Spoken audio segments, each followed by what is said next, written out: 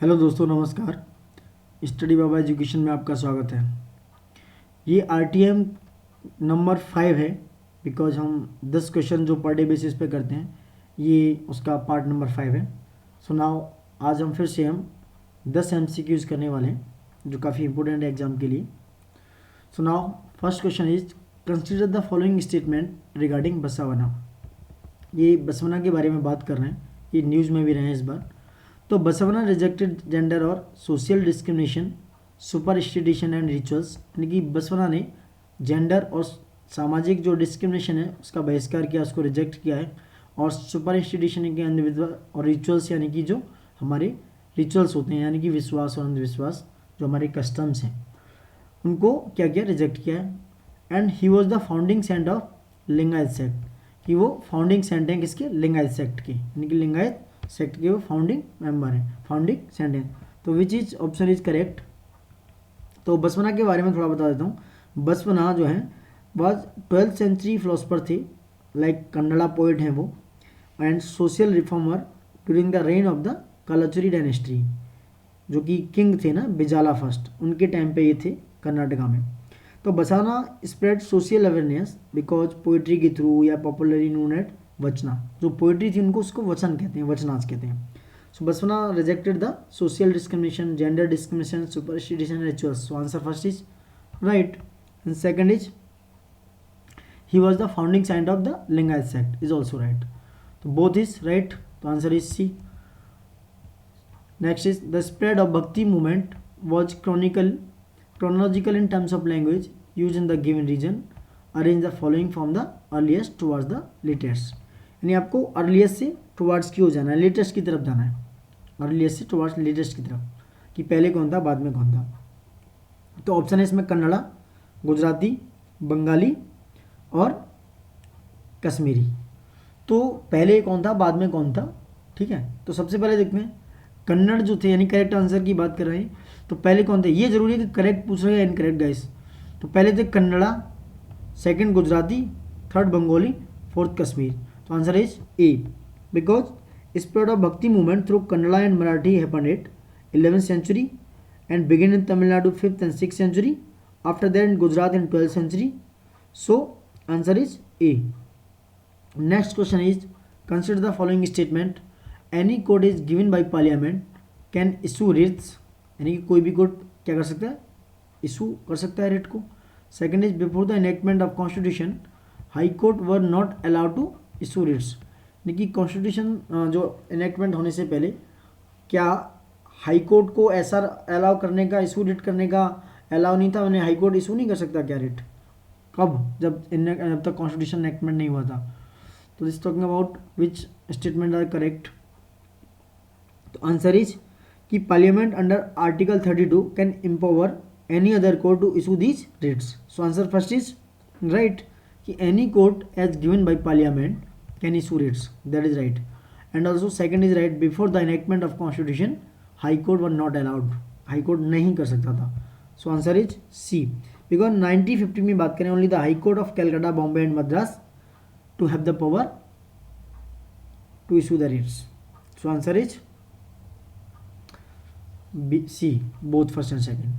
Consider the following statement regarding national infrastructure pipeline. ये काफ़ी news में भी रहा। The union government unveiled a 102 lakh crore in national infrastructure pipeline that will be implemented in 5 years as part of the government's spending push in the infrastructure sector.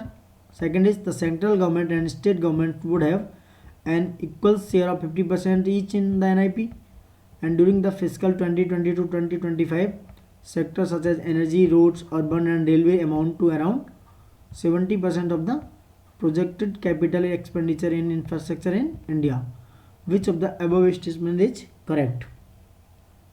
So you know guys, national infrastructure pipeline इसे budget speech of 2019-20 में finance minister announce outlay, यानी कि 100 lakh crore for infrastructure over the next 5 years, because it's recommendation or observation made by the Atanu Chakravarti task force. So now answer is first and 3, because it's a spending push in infrastructure sector, because it's not about equal share of central and state government, because it's a central scheme, so you can central only cover this all amount. And third is also right, because 70%, not sorry guys, 50% or not 50%, because 39% is the center and is 40% of the state, and 21% is the part of private sector. So second is wrong, not 50% or not a central sector scheme, is a center, state and private sector. The center is 39, state 40 or private 21%. So that is wrong. और सी यानी कि जो physical 2025 is 70% of the project capital expenditure infrastructure in India is right. तो answer is B 1 and 3. Next is consider the following statement about SEBI यानी कि security and exchange board of India. तो SEBI is a statutory body under the provision of security and exchange board of India act 1992. Okay, it is a quasi legislative and quasi executive and quasi judicial body. And third is there is an appeal process against SEBI order to create accountability, and the first appeal lie directly to the Supreme Court. Which is the above statements are correct? तो इन्होंने SEBI is the statutory body, right है, and is under the provision of Securities and Exchange Board of India Act 1992. That is the right answer.